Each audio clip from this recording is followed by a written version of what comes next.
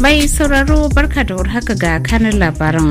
Harin sabuwar kungiyar ta'addanci ta Lakurawa ya halaka mutane 15 a jihar Kebbi ta Najeriya. Shugaba Vladimir Putin na Rasha ya jaddada aniyar tallafawa kasashen Afirka don kawar da barazanar tsaron da ke addabar su. Shugabannin kasashen musulmi da takwarorinsu na kasashen Larabawa na gudanar da taron lalubo hanyoyin kawo ƙarshen yakin Gaza.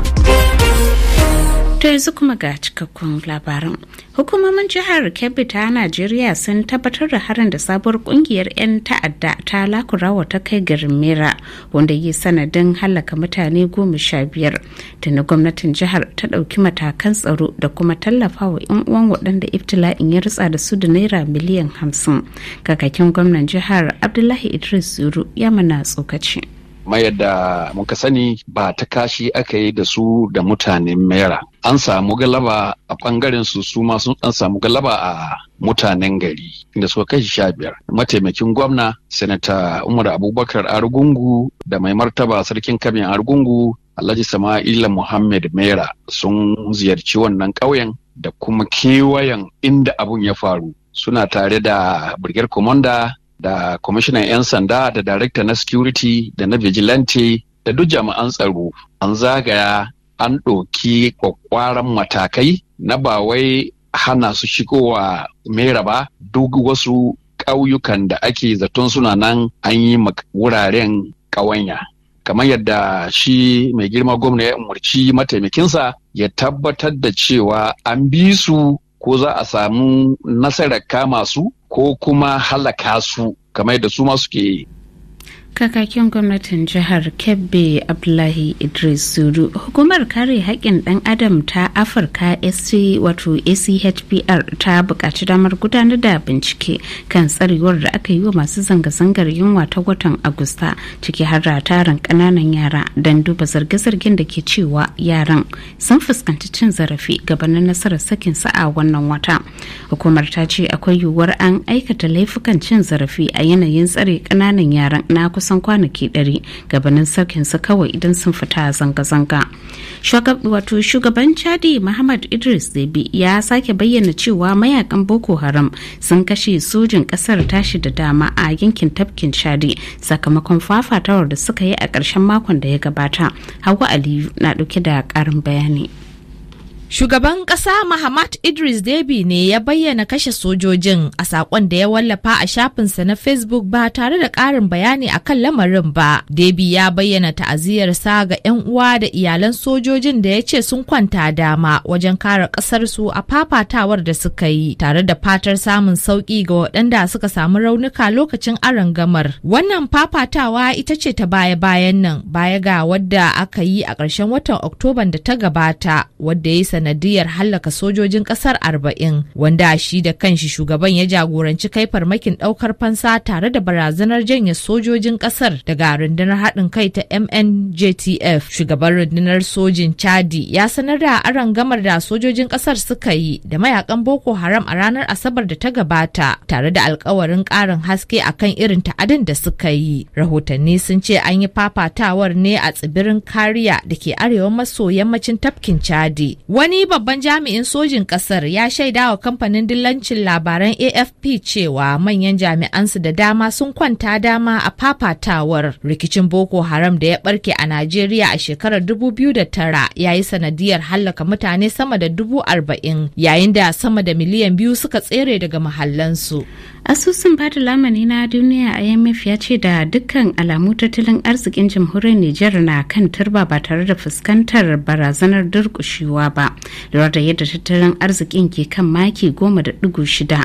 IMF ya ce batutuwa masu alaka da matakin Nijar na fara fitar da man fetur da kuma janyewa kasar takunkuman da aka kakaba mata bayan juyin mulki ya taimaka matuka wajen dawo da kasar kan turba, kare kan bangaren aikin gonarta da ke haɓaka gadan-gadan.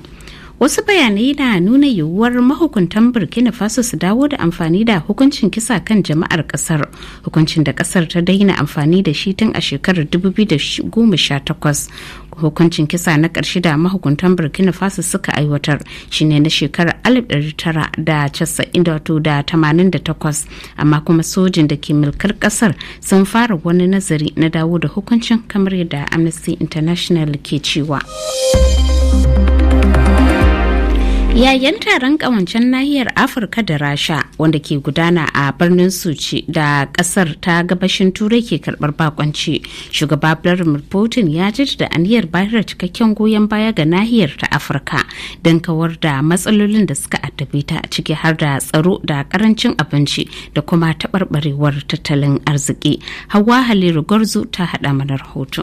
A ganawar da ya yi da wakilan kasashen Afirka a birnin Sochi, shugaba Putin ya yi alkawarin bayar da cikakken goyon baya ga nahiyar domin ganin ta tsaya da kafafunta. Yayin da kasashen yammacin duniya suka juya wa Rashan baya saboda yakin da take yi a Ukraine, kasar ta yi kokarin gina sabbin alaka da yankin Asia, Afirka da kuma Gabas ta Tsakiya, tare da yunkurin yaƙi da abin da ta kira mamayar da kasashen duniya ke yi wa yankunanta. A jawabinsa da ministan harkokin wajen kasar ya gabatar ga sauran ministocin harkokin waje da manyan jami'ai da suka halarci taron, Putin ya ce kasar su za ta ci gaba da bayar da cikakken goyon baya ga ƙawayensu na Afirka a bangarori daban-daban. Wannan taro dai wata dama ce ga Rasha wajen cimma muradinta na ƙara ƙulla dangantaka tsakaninta da ƙasashen Afirka, wanda ake zuwa bayan da ƙungiyar tattalin arziki ta BRICS ta gudanar da nata a watan jiya. Rasha dai ta kasance cikin ƙasashen da ke taka rawar gani a Afirka tun lokacin da take tarayyar Soviet, kuma ta ci gaba da inganta tasirinta a nahiyar cikin 'yan shekarun nan. Akalla mutane 30 suka mata kawo yanzu a zanga-zanga da ta biyo bayan zaben Mozambique, bai da jama'ar kasar ke kalubalantar nasarar jam'iyya mai mulki ta Frelimo, lamarin da ya kai ga arangamar kusan makonni biyu tsakanin masu zanga-zangar da jami'an tsaro. Ƙungiyoyin kare haƙƙin ɗan adam na ciki da wajen Mozambique sun ce adadin mamatan ya fi yawa a yankin Maputo, wato inda zanga-zangar ta fi tsananta.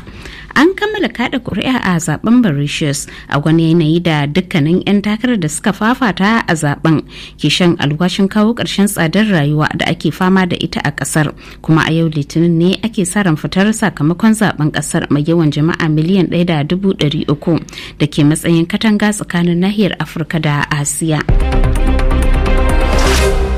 Yau shugabannin kasashen Larabawa da takwarorinsu na kasashen musulmi ke halartar taro a Saudi Arabia domin tattaunawa akan yakin da ke gudana a tsakanin Isra'ila da Falasɗinawa da kuma wanda ke faruwa a Lebanon.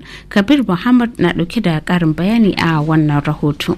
Ma'aikatar harkokin wajen Saudi Arabia ta sanar da shirin gudanar da wannan taro tun a tsakiyar watan Oktoba da ya gabata, a wani taron da ke goyon bayan samun kasashe biyu tsakanin Isra'ila da Falastinu. Ana sa ran mahalarta taron su tattauna ci gaba da hare-haren da Isra'ila ke kaiwa a yankunan Falastinawa da kuma ƙasar Lebanon da kuma halin da ake ciki a yankin Gabas ta Tsakiya. Wannan taro na zuwa ne shekara guda bayan gudanar da makamancinsa a Riyadh, wanda kungiyar kasashen Larabawa ta Arab League da kasashen Musulmi OIC suka shirya. Taron da ya yi Allah wadai da amfani da karfin da ya wuce kima da suka ce Isra'ila na yi. Cikin shugabannin da ke halartar taron har da Prime Minister Pakistan Shehbaz Sharif da shugaban Najeriya Bola Ahmed Tinubu da Prime Minister Lebanon Najib Mikati. Kuma ana sa ran taron ya buƙaci gaggauta sake kiran tsagaita wuta. Akalla mutane sama da 40,000 suka mutu sakamakon wannan yaƙi da ke ci gaba da gudana.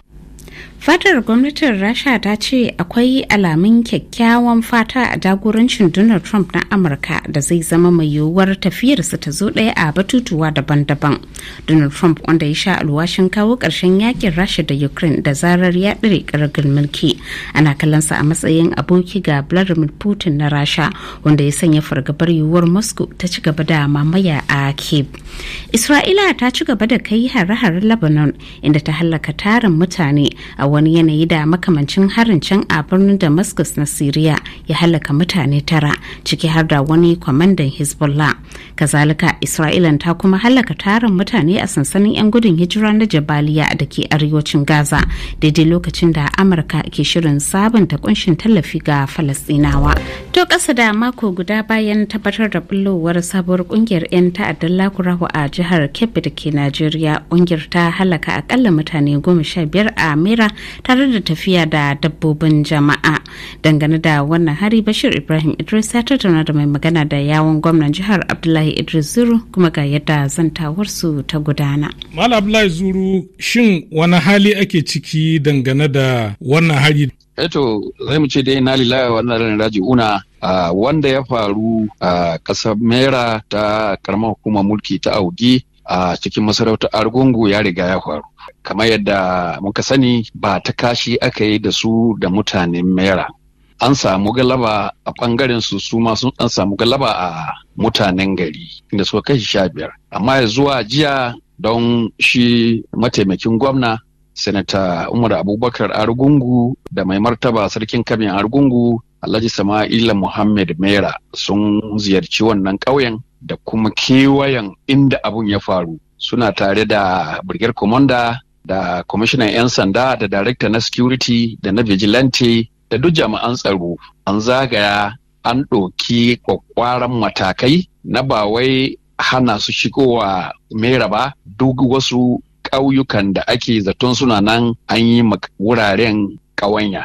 Kamar yadda shi mai girma gwamna ya umarci mataimakinsa ya tabbatar da cewa an bi su ko za a samu nasarar kama su ko kuma halaka su, kamar yadda su ma suke da wannan niyayin ma al'umma wannan ba su je ba su gani ba. Menene gaskiyar cewa sun kora dabbobin jama'a sun tafi da shi? To shine makasudin ai abin da ya kawo babatan wannan. Dabbobi shanu ne suka tare shi mai ciwon a wajen Mera. To da yake suna da yawa kuma suna da manyan makamai kamar yadda bayani ya bayyana. Shi bai yi jayayya da su bai ban musu, ya dawo gari ya hwaɗi, aka yi shiri aka tunkare su. To sun tafi da wasu kuma ba su samu zuwa ba saboda abun ya yi zafi, suka ga cewa wayannan mutane kamin su samu ɗauki daga sojoji ba su iya fuskantar su gaba da gaba don su ma shirarru ne kamar yadda su suke kadara shiryayyu ne da manyan makamai. Sun daidaibe da wasu kuma an samu sun bar su saboda gudu suka yi ba tare da sun shirya ba ma. Menene gaske cewa sun daɗe a wannan yanki na Kebbi da Sokoto? A'a, ka san daga Sokoto suka fito. Mu a Kebbi ba mu da su, kuma ko da ma suka fara shigowa saboda matakan tsaro da shi mai girma gwamna Kwamre Nasiru Idris ya ɗauka tun kamin a 'yan ta'adda kowane iri su yi shirin shigowa Kebbi, ya riga ya ɗauki kwakwaran matakai tare da goyon bayan ko haɗin kan shugabannin hukumomin tsaro. Kamar su mazauna wannan yanki wani irin hali suke ciki yanzu bayan wannan arangama da aka yi?